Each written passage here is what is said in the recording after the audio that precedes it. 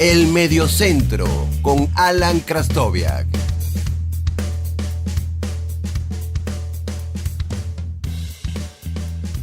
Hola, mi nombre es Alan Krastoviak y les doy la bienvenida al 10º episodio del podcast del Mediocentro. Les quiero agradecer por todo el apoyo que le han dado al podcast, y si es la primera vez que escuchas, pues invitarte a escuchar los episodios anteriores. En esta ocasión vamos a hablar de un club italiano que se ha hecho conocido por hacer malos negocios en los fichajes, por fichar buenos jugadores pero no disfrutar de ellos, o por fichar futbolistas que al final no rindieron, o por no darle el tiempo a un futbolista para desarrollarse. Estamos hablando del Inter de Milán. En este episodio voy a conversar de 5 jugadores que pudieron haber cambiado la historia reciente del Inter, independientemente de que tuvo un éxito reciente, relativamente hace poco con el triplete que ganaron siendo dirigidos por Mourinho. Antes de eso tuvieron una época bastante complicada, y hay 5 futbolistas de los cuales vamos a hablar en esta ocasión que pudieron haber coincidido en el club y pudieron haber cambiado la historia del Inter en esa era. Quizás una era que pudo haber alcanzado un lustro, incluso 2. 5 jugadores que por diferentes razones, ya vamos a verlo, no lograron el éxito dentro del Inter de Milán, ni tampoco lograron que el club alcanzara el nivel que un equipo histórico como el milanés merece. Sin más preámbulo, vamos a repasar estos 5 jugadores. Escuchas El Mediocentro con Alan Krastoviak. Para hablar de estos 5 jugadores, decidí separarlos en 2 grupos, dependiendo del momento en el que llegaron al Inter. El primer caso del que vamos a hablar es quizás el error histórico más grande del Inter en cuanto a un fichaje. Se trata nada menos que de Roberto Carlos, el grandioso lateral izquierdo brasileño. Roberto Carlos despuntó en el Palmeiras, un Palmeiras que estaba patrocinado por Parmalat y que durante aquel entonces logró reunir varios de los mejores jugadores brasileños del momento. Massinho, César Sampaio, Edmundo, Sinho, Rivaldo, Flavio Conceição, eran dirigidos por Vanderlei Luxemburgo, y ese equipo pues ganó el torneo paulista, ganó el torneo brasileño, tuvo destacadas actuaciones en Copa Libertadores, y obviamente Roberto Carlos llamó la atención de muchos equipos europeos, siendo el Inter el que logró ficharlo. En el Inter jugó apenas una temporada. Estuvo en la temporada 95-96. Jugó 34 partidos, 30 de ellos por liga. Pero una temporada negativa del Inter, aquella temporada 95-96, apenas llegaron en el 7º lugar. Seguramente fue lo que desencadenó cambios en el club milanés en ese momento, tomando la decisión de salir de Roberto Carlos, quien tomó dirección hacia Madrid, yendo en dirección hacia Milán, Iván Zamorano, un jugador que, Zamorano ya quizás estaba por dar sus últimos servicios, mientras Roberto Carlos era un futbolista sumamente joven que tenía toda su carrera por delante. No hay mejor demostración que eso, que el hecho de que jugó en el Real Madrid durante 10 temporadas, convirtiéndose probablemente en el mejor jugador de su posición del momento durante todo ese tiempo. Y es considerado definitivamente la decisión de vender a Roberto Carlos una de las peores decisiones que pudo haber tomado el Inter como sociedad. Un jugador que pudo haber cambiado la historia del Inter prácticamente por sí solo, que pudo haberle dado un empaque a la defensa desde su posición, obviamente, porque sabemos que era un futbolista sumamente ofensivo y que quizás tenía algunos inconvenientes defendiendo, pero desde su posición ser uno de los pilares de un equipo sumamente importante. Justo antes de la llegada de Roberto Carlos, un par de temporadas antes, llegó al Inter uno de los futbolistas holandeses más grandes de la historia. Quizás uno de los futbolistas más elegantes que haya pisado un terreno de juego. Se trata de Dennis Bergkamp. Dennis Bergkamp había despuntado en el Ajax, donde había jugado ya varias temporadas, y muchos equipos de Europa lo buscaban. el Inter logró ficharlo en la temporada 93-94. Esa temporada fue bastante buena en términos de números para Bergkamp. El equipo Nero Zurro jugó 55 partidos, anotó 25 goles.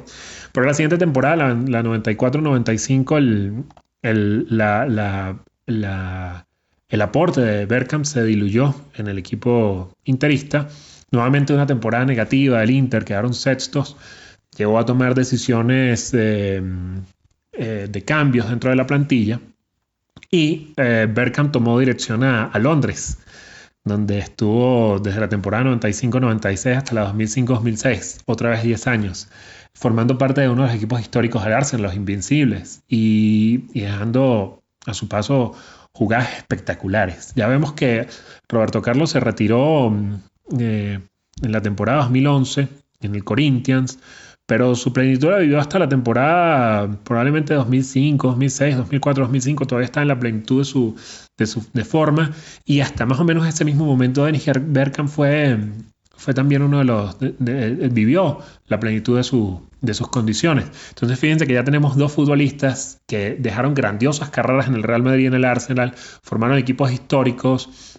El Arsenal logró grandes hazañas a nivel local, ese equipo de los Invencibles. Roberto Carlos fue parte del equipo del Real Madrid que ganó varias Copas de Europa, y son dos jugadores que el Inter dejó ir así como así, sin recibir prácticamente nada a cambio, algo de dinero, y en el caso de Roberto Carlos a Iván Zamorano, pero sin que dejaran una huella en el Inter. Dos errores, sobre todo el de Roberto Carlos, dos errores históricos para una sociedad de este tamaño. En la siguiente parte de este episodio vamos a repasar tres jugadores más que quizás habrían estado como en la segunda ola de esa histórica plantilla que nos podríamos imaginar del Inter, y que por una u otra razón no pudieron triunfar en el Giuseppe Meazza.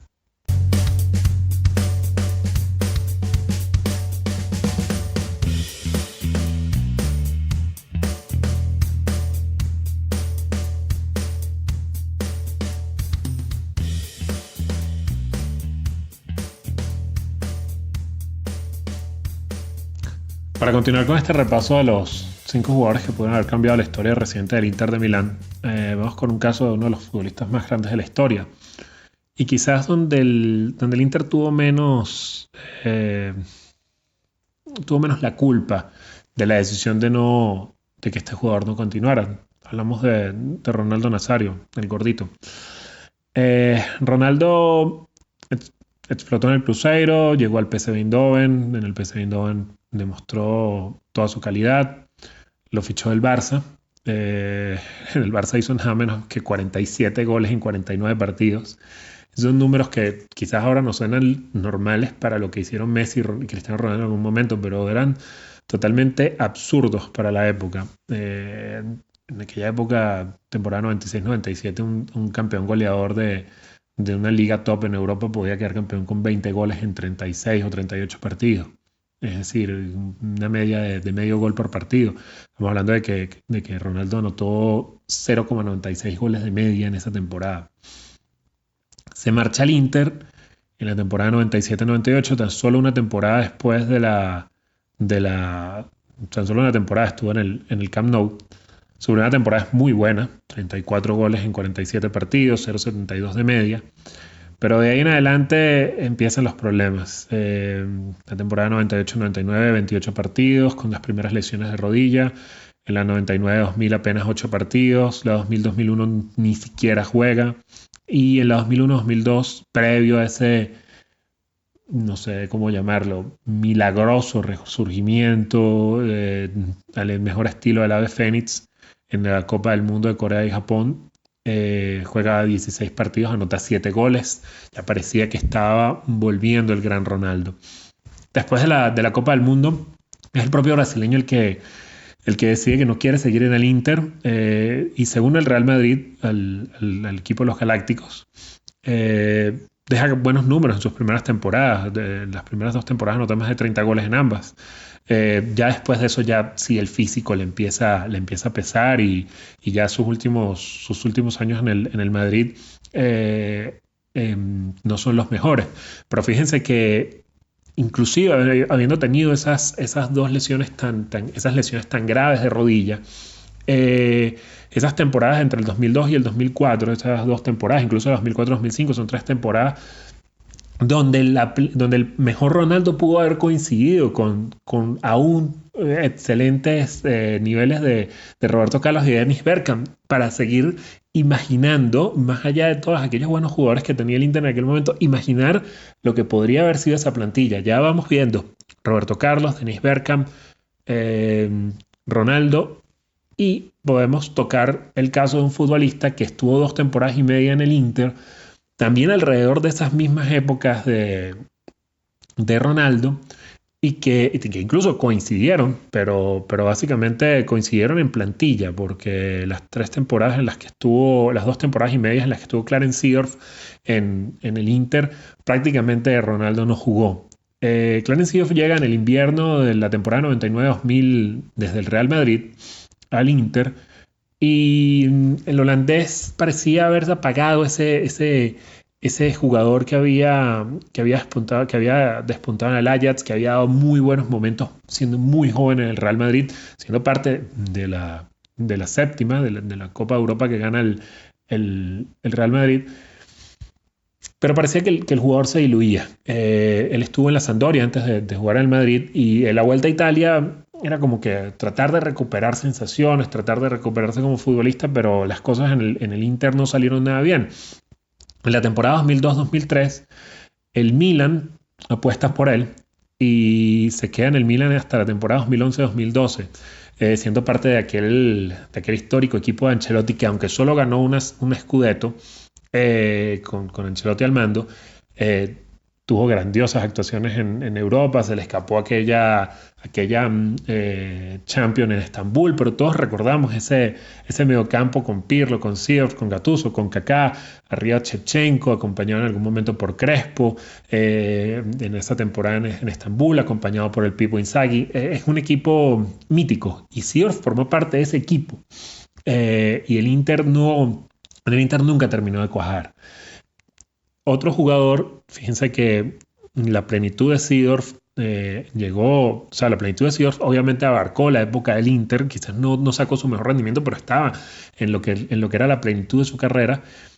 Pero luego de eso jugó más de 40 partidos hasta la temporada 2008-2009, y siempre a gran nivel. Otro futbolista más que pudo haber configurado esa extraordinaria plantilla: Roberto Carlos en lateral izquierdo, Seedorf en el medio campo, Bergkamp quizás como media punta, segunda punta, Ronaldo arriba. Imaginen eso más los jugadores que ya tenía el Inter de por sí en aquellos momentos. Y para cerrar este repaso, vamos a ir justamente con un futbolista que compartió éxitos con Seedorf en el Milan, y que es de parte de ese mediocampo que acabo de mencionar, es nada menos que Andrea Pirlo. Imagínense lo doloroso que tendría que haber sido para un aficionado del Inter saber que tuvo esos futbolistas consigo, Pirlo y Seedorf, dos futbolistas capitales en los éxitos europeos del Milan. Incluso en una semifinal eliminan al Inter, y verlos triunfar en la vereda del frente. Es que ni siquiera en otro estadio, en el mismo estadio con otro nombre. Pirlo era un mediapunta. La carrera de Pirlo cambia cuando se convierte en un volante 5, ¿no? Con toda esa clase que le recordamos, la carrera de Pirlo cambia por completo cuando se retrasa unos metros en el campo, tiene más espacio, más tiempo para jugar. Pirlo lo conocemos en aquel Brescia famosísimo, donde jugó Baggio, donde jugó Guardiola, dirigido por Carlo Massone. La gente se fijó en él. En la temporada 98-99 el Inter lo lleva al equipo, al primer equipo, y nuevamente una mala temporada del Inter pues hace tomar algunas decisiones llamativas. La temporada siguiente la juega en el Reggina. Juega 28 partidos de liga en el Reggina. Vuelve al Inter en la temporada 2000-2001, pero prácticamente ni juega.